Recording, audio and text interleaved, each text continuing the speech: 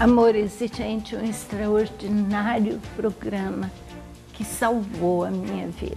Amor Exigente tem uma função fantástica. Um programa que reestrutura as famílias, um programa que busca que cada um de nós fique cada vez melhor. Prevenção com amor exigente, para que só coisas boas aconteçam. Está convidado.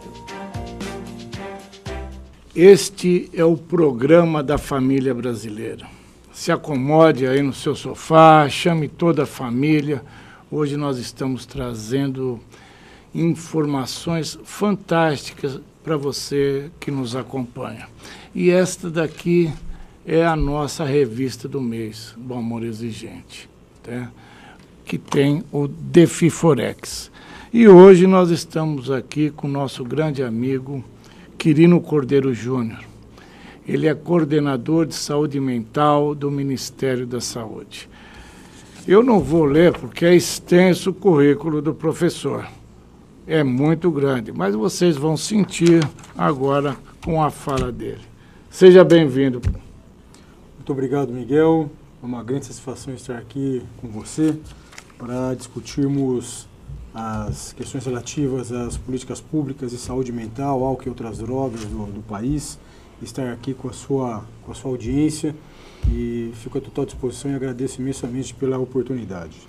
Com certeza absoluta, hoje a audiência vai subir e muito.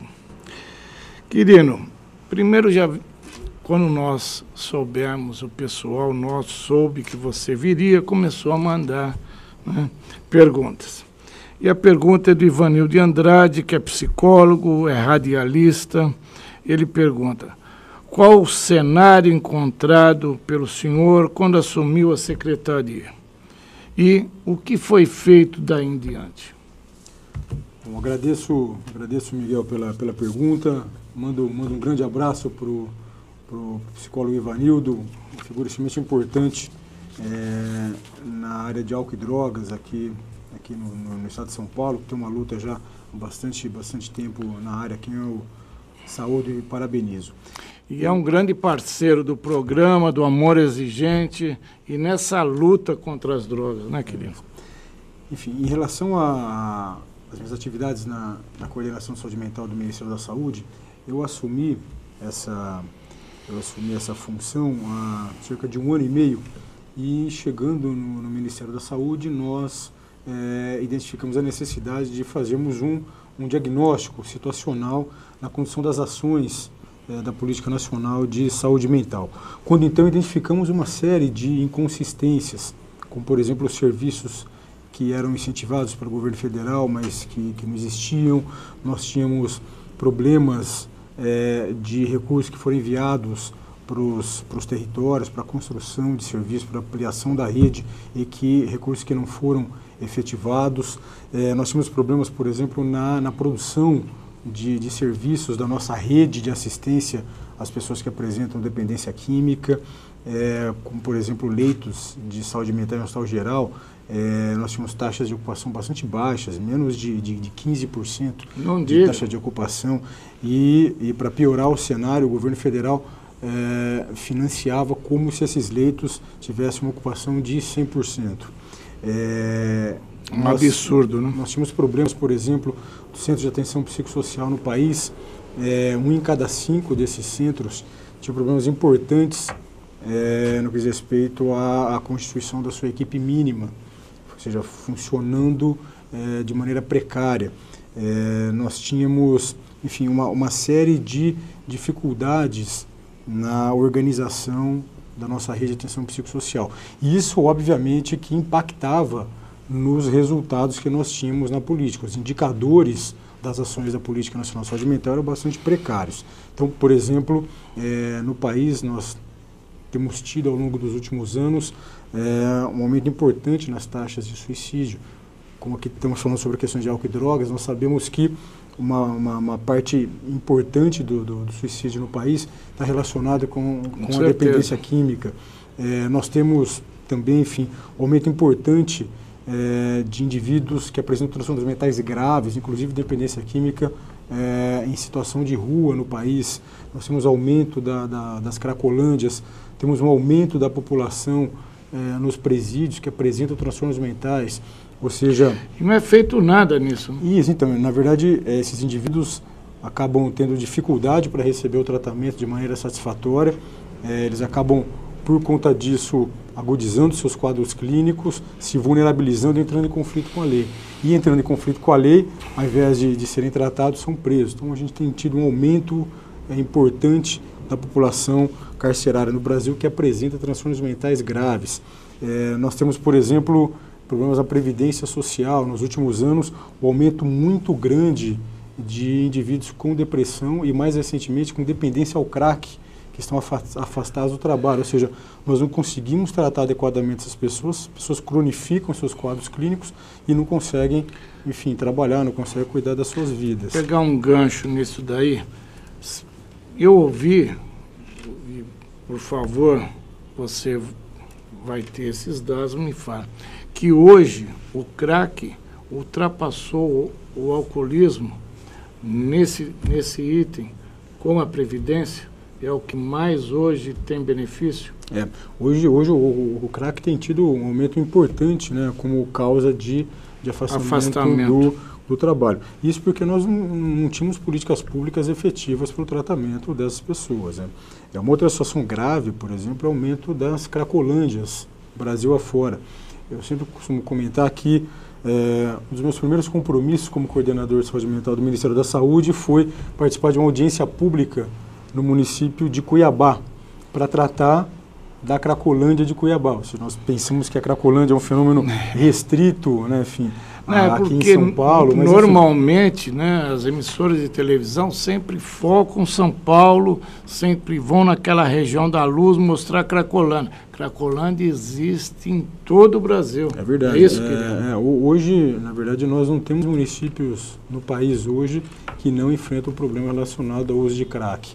E diante desse cenário, como um todo, nós tínhamos uma rede de atenção psicossocial, né, com problemas no seu funcionamento, como eu acabei de falar, vinha, ao longo dos últimos tempos, fechando de maneira indiscriminada os leitos para internação, né, enfim, de pacientes com quadros agudizados que precisavam de internação. Hoje, no Brasil, nós temos uma taxa de leito, uma das menores do mundo. A gente tem menos de 0,1 leito para cada 1.000 habitantes. Ou seja, isso significa que hoje no Brasil nós temos 1/3 do mínimo recomendado de leitos para o país. Isso daí é pela lei antiga? E isso daí é uma situação, enfim, que era preconizado pela antiga Política Nacional de Saúde Mental, que nós acabamos modificando, então. E a grande questão é assim, que existem uma série de estudos, por exemplo, mostrando que existe uma relação inversa, por exemplo, entre o número de leitos disponíveis para o tratamento de pacientes com quadros clínicos agudizados, de transtornos mentais ou dependência química, uma relação inversa, ou seja, nas sociedades, conforme você vai diminuindo de maneira indiscriminada os leitos, você vai aumentando, por exemplo, suicídio, indivíduos com transtornos mentais vivendo nas ruas, ou seja, então a gente vinha numa situação de organização da nossa política pública na área de saúde mental, álcool e outras drogas bastante grave. Então esse foi o diagnóstico que nós encontramos quando chegamos. Diante disso, então, Miguel, o Ministério da Saúde encaminhou esse estudo que foi feito no mês de agosto do ano passado por uma instância do SUS, do Sistema Único de Saúde, que é composta por gestores municipais, estaduais e federais, que chama Comissão Intergestores, que reúne os gestores do SUS, chama Comissão Intergestores Tripartite, que envolve essas 3 instâncias do Sistema Único de Saúde. E lá, então, nós constituímos um grupo de trabalho e o que acabou culminando, então, né, como resultado dos trabalhos realizados a partir desse cenário, com a mudança da Política Nacional de Saúde Mental, que foi publicada, então, no mês de dezembro do ano passado. Que é a resolução... Que é a resolução número 32, né, que foi publicada no dia 14 de dezembro do ano passado e que traz uma série de mudanças, então, na Política Nacional de Saúde Mental. Foi importante você colocar isso, Quirino, porque o que nós ouvimos aqueles que são favoráveis a essa política antiga, é que foi colocado goela abaixo, mas vocês aí viram o doutor Quirino dizendo, passou por uma comissão tripartite, foi por CONAD, não é isso? Que é composta também por quem? Na verdade, o que acabou acontecendo nesse processo, então, de 5 meses de trabalho, nós apresentamos isso na Comissão Intergestores Tripartite, esse cenário, no mês de agosto do ano passado. Então, foi formado um grupo de trabalho... Com dados técnicos, com estudos em cima disso. E esse resumo que eu acabei de apresentar aqui foi o que nós levamos, então, para essa comissão. Tripartite. Exatamente, que conta com representantes de gestores públicos de todos os estados e municípios do país. Né? Perfeito. E a partir, então, da formulação e organização desse grupo de trabalho é que nós, então, encaminhamos as mudanças que foram efetivadas nessa publicação. Uma coisa que é importante também ressaltar aqui, Miguel, em relação à questão da discussão da nova política nacional de saúde mental com a sociedade, só para que a audiência, né, enfim, possa ter uma ideia, nós contamos, na ocasião da publicação, com apoio de mais de 70 entidades da sociedade. Por exemplo, nós tivemos apoio de quase 20 entidades de pacientes e familiares, e aqui eu aproveito para fazer um agradecimento em público ao Amor Exigente, enfim, foi uma dessas entidades que nos apoiou. Quando a causa é boa, o Amor Exigente está lá, então, com certeza absoluta. Nós tivemos também o apoio de associações de gestores, como por exemplo do Fórum Brasileiro de Gestores Públicos na área de política sobre álcool e drogas. Nós tivemos apoio de associações Associação Brasileira de Psiquiatria. Nós tivemos, por exemplo, da Associação Brasileira de Estudos de Álcool e Drogas, a ABAD. A ABAD nos apoiou. Tivemos apoio da ABEPS, que é a Associação Brasileira de Estudos de Prevenção ao Suicídio. Tivemos apoio também da Associação Brasileira de Patologia Dual, que também é uma sociedade científica bastante importante que nos apoiou. No movimento médico, nós tivemos um apoio e um suporte bastante grande. Contamos com o apoio do Conselho Federal de Medicina, da Associação Médica Brasileira, da Federação Nacional dos Médicos, Associação Brasileira de Psiquiatria, da Federação Nacional das Academias de Medicina. Tivemos apoio de uma série de departamentos da academia. Contamos com apoio do Departamento de Psiquiatria da Universidade de São Paulo, da Universidade Federal de São Paulo, da Unifesp, da Santa Casa de São Paulo, Universidade Federal de Minas Gerais, ou seja, foi um movimento muito grande no país no ano passado e que contou não só com apoio, mas com debate também com essas entidades. O que mostra, na verdade, que esse processo passou por um debate dentro da sociedade bastante grande. Exaustivo. E o pessoal que era favorável, né, à lei antimanicomial, que se fala, né, disse que não foram ouvidos, que ninguém sabia disso, que foram pegos de surpresa. E não é verdade. Dr. Quirino sabiamente está dizendo aqui para nós como é que foi esse processo, de que forma foi colocado. É que ainda, né, doutor Quirino, o pessoal pensa que é aquela época de Franco da Rocha, que se entulhava as pessoas lá, que eram maltratados, agredidos. Não existe mais isso daí. É verdade. Hoje em dia, o que nós preconizamos, então, né, com a nova Política Nacional de Saúde Mental, é que existam leitos para internação de pacientes que apresentam agudização dos seus quadros clínicos, tanto indivíduos que apresentam transtornos mentais, como também quadros de dependência química.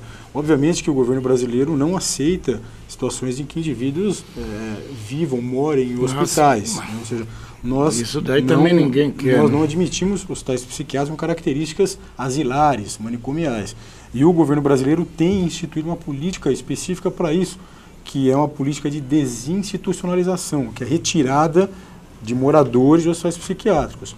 No entanto, Miguel, a partir da publicação da nova Política Nacional de Saúde Mental, não existe mais essa confusão, né, a desinstitucionalização não é mais sinônimo de fechamento de leitos, tampouco de fechamento de hospitais psiquiátricos.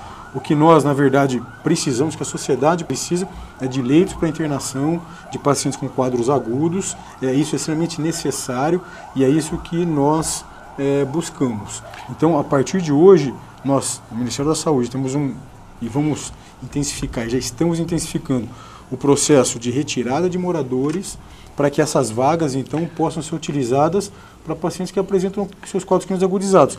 Vão ser tratados, ter residências. Vão melhorar os seus quadros clínicos e vão voltar para a sociedade. Nesse processo de retirada de moradores, só o ano passado, para que você e o seu público possam ter uma ideia, nós criamos 92 residências terapêuticas, né?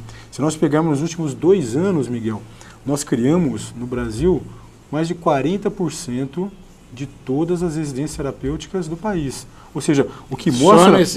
Só nesse período de 2 anos, o que mostra o compromisso do governo brasileiro com o processo de desinstitucionalização, de retirada de moradores do hospital psiquiátrico. A gente acha que o hospital psiquiátrico não é lugar para as pessoas morarem. Agora, não é importante que você coloque isso. Agora, isso não implica no fechamento de leitos. Pelo contrário, o que a gente precisa é de ampliação de leitos, porque como a gente já conversou aqui, no Brasil hoje nós temos um déficit importante de leitos para internação de pacientes agudos, fruto de uma política equivocada que foi, enfim, conduzida até o momento. Doutor Quirino, nós temos espectadores que são donos de hospitais, médicos também.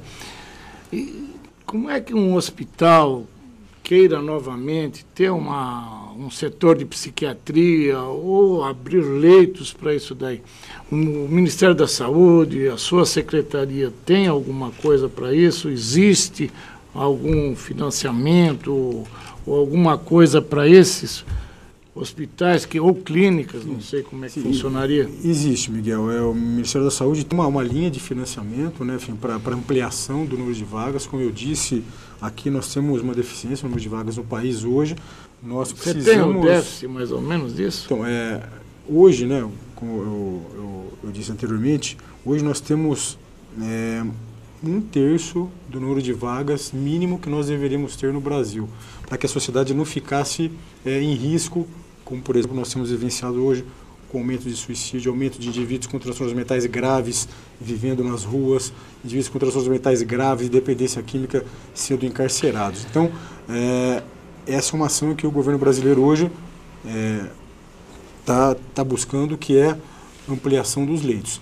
No entanto, vale frisar, né, Miguel, que a ampliação dos leitos, o fortalecimento dos leitos não vai acontecer a despeito do fortalecimento dos serviços de base comunitária. Por exemplo, também no ano passado, só no ano passado, nós criamos, o Ministério da Saúde, 108 novos CAPs no Brasil. Nós também, como parte da nova Política Nacional de Saúde Mental, Miguel, nós abrimos uma linha de crédito, de financiamento para serviços ambulatoriais. Como você sabe, também por uma questão meramente ideológica, os ambulatórios foram tirados da rede de atenção psicossocial. E por conta disso, nós tivemos um fechamento de uma série de serviços ambulatoriais que faziam um tratamento efetivo para a população. Então, como também parte da nova Política Nacional de Saúde Mental, nós passamos também a incentivar a criação de equipes para o atendimento ambulatorial no país, fortalecendo, enfim, a assistência de base comunitária no país.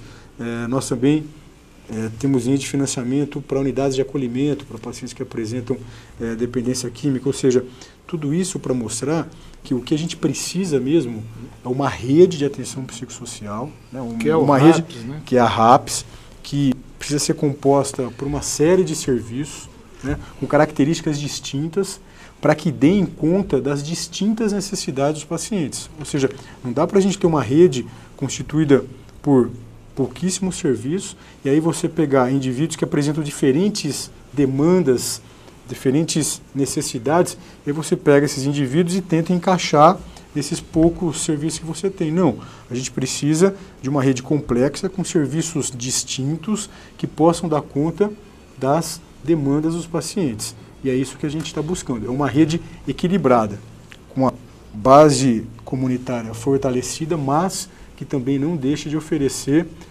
vagas para internação quando isso for necessário. Bom, isso daí dá para entender a quantidade de pessoas que você vê na rua, foi o fechamento dos leitos, estão jogados nas ruas. Tem uma outra pergunta aqui do Nilson Hernandes, que ele fala, com essa ampliação dos CAPs, né, e a diminuição dos leitos, né, isso daí deu alguma mudança? Qual a expectativa? O que se espera disso daí? Né? Então, o que acabou acontecendo, né, enfim, com o fruto da radicalização da política com características da luta antimanicomial que vinha em vigência no país até agora, o que nós tivemos foi o fechamento discriminado de serviços, né? E com isso nós deixamos de assistir de maneira satisfatória uma infinidade de pacientes com as consequências negativas que nós já conversamos aqui. O atendimento de base comunitária focado só nos CAPs também é insatisfatório, ou seja, a gente precisa ter uma rede complexa. Quando a gente vai atender pacientes na comunidade, pacientes que estão com os quadros clínicos mais estáveis, o tipo de serviço que vai ser ofertado depende do quadro clínico daquela pessoa. Evidente. Ou seja, quadros clínicos menos complexos muitas vezes podem ser atendidos, às vezes, numa unidade básica de saúde, com um nível, enfim, de especialidade menor. Se a gente pega quadros mais graves, que precisam de um acompanhamento mais de perto, talvez a gente precise realmente de um tratamento num serviço como o CAPS, né? O Centro de Atenção Psicossocial. Agora, existem indivíduos, por exemplo, que não apresentam quadros tão leves que possam ser tratados na atenção básica, na unidade básica de saúde, mas que também, Miguel, não tem um quadro tão complexo e tão grave que precisem, por exemplo, de um tratamento tão intensivo que é ofertado no CAPS. Esses indivíduos, por exemplo, podem e devem ser tratados numa instância de cuidado intermediário que são os ambulatórios. E o que a gente retoma isso na rede para o seu fortalecimento. Então, novamente, o que eu friso aqui é que, com as ações da nova Política Nacional de Saúde Mental, o que nós buscamos na verdade, um equilíbrio da rede, desde a oferta para cuidados de casos menos graves até de casos mais graves. E com isso foi criado um CAPS AD4, é isso? Isso, uma nova inovação da Política Nacional de Saúde Mental, da nova Política Nacional de Saúde Mental, foi a criação de uma nova modalidade de CAPS, né? Esse serviço, ele funciona 24 horas, né? Tem a previsão de contar com médicos de plantão 24 horas, com equipe de enfermagem, enfim. Uma equipe multidisciplinar. Multidisciplinar para o atendimento de indivíduos que apresentam agudização do quadro clínico, em especial em regiões de cenas abertas de uso, como as Cracolândias. Falando nisso, a nossa aqui em São Paulo é a maior. Sim. Nós comentamos que existe no Brasil todo. São Paulo já tem CAPS 4, pediu CAPS 4? Até o momento não, Miguel. Não.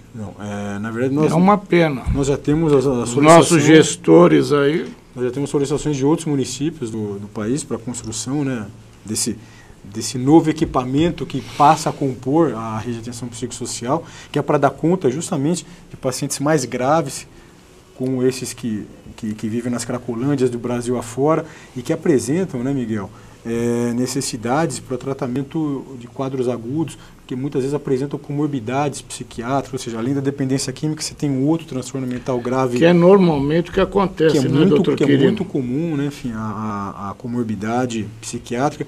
Esses indivíduos também, por viverem numa situação bastante degradada, esses indivíduos, infelizmente, apresentam também uma comorbidade clínica.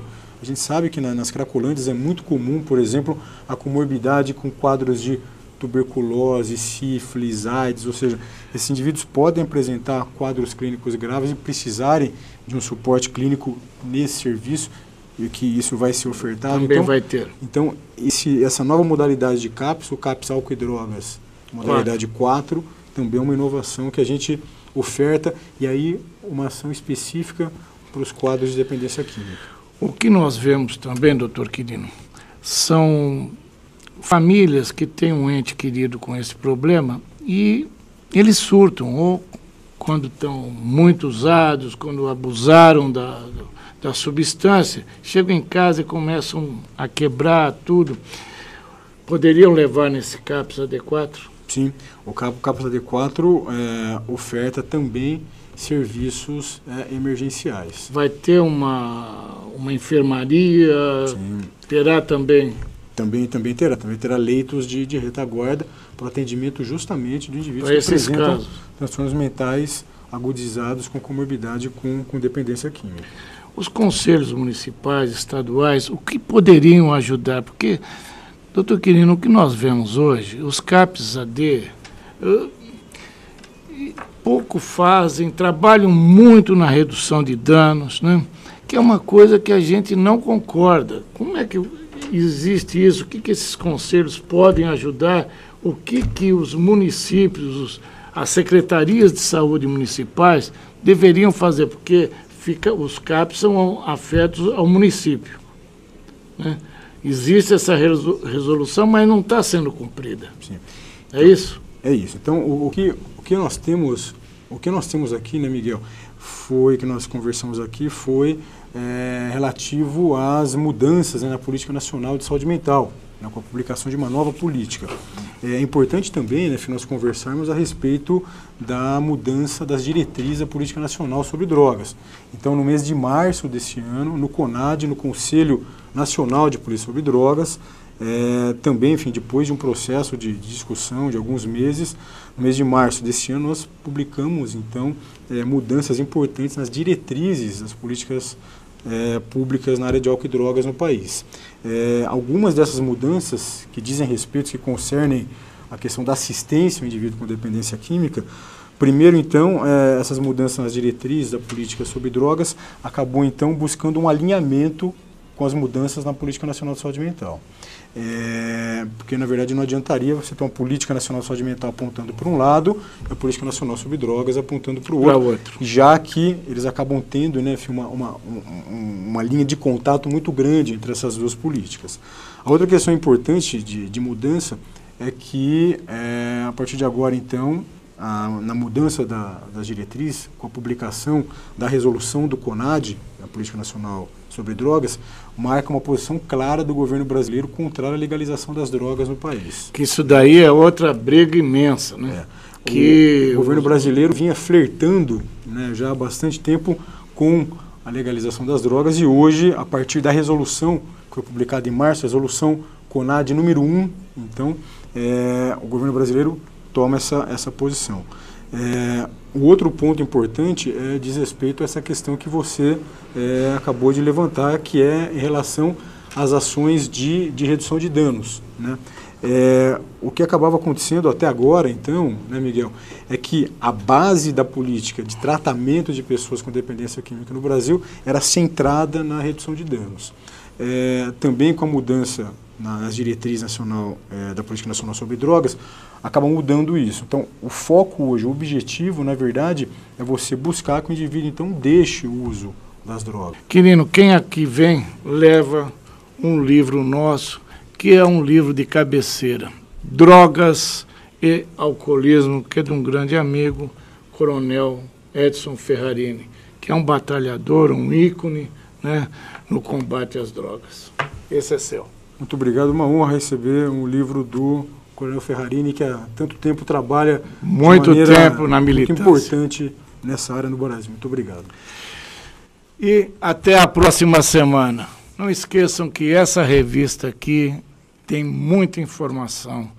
Assine a revista, entre no nosso site que está aqui embaixo. Até! Amor Exigente, um extraordinário programa que salvou a minha vida. Amor Exigente tem uma função fantástica. Um programa que reestrutura as famílias, um programa que busca que cada um de nós fique cada vez melhor. Prevenção com amor exigente, para que só coisas boas aconteçam. Está convidado.